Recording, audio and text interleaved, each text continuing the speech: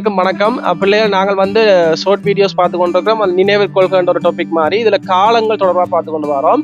காலங்கள்ல நாங்கள் இன்றைக்கு என்ன நீங்க ஞாபகம் வச்சுக்கொள்ளோம்னா மாதம் பற்றி கதைக்க போறோம். சரியா? மாதத்துல பாத்தீங்கன்னா பிள்ளைகள் 28 நாட்கள் கொண்ட ஒரு மாதமா இருந்தால் அங்க வந்து எல்லா நாட்களுமே 4 தடவை வரும். திங்கள் 4 வரும், செவ்வாய் 4 வரும், புதன் 4 வரும், அந்த 7 நாட்கள் 4 தடவை வரும். இது 29 நாட்களை மட்டும் கொண்ட ஒரு மாதம் என்று சொன்னால் தொடங்குற நாள்ல மட்டும் 5 கிழமை வரும், மிச்சம் எல்லாமே 4 நாளா வரும். இப்ப திங்கக்கிழமையில் தொடங்கினா அங்க 5 திங்கக்கிழமை இருக்கு. செவ்வாய் 4, புதன் 4, மிச்சம் எல்லாமே வந்து பிள்ளைகள் 4 தினம் வரப்போகுது. இதே 30 நாட்களை கொண்ட மாதம் என்று சொன்னா பிள்ளைகள் தொடங்குற நாள் அதற்கு அடுத்த நாளும் 5 தரம் வரும், மிகுதி எல்லாமே 4 வரும். இப்ப திங்கக்கிழமையில தொடங்கினா திங்கள் 5 வரும், அதுக்கு அடுத்த நாள் செவ்வாய் 5 வரும், மிகுதி எல்லாமே 4 நாளா வரும்.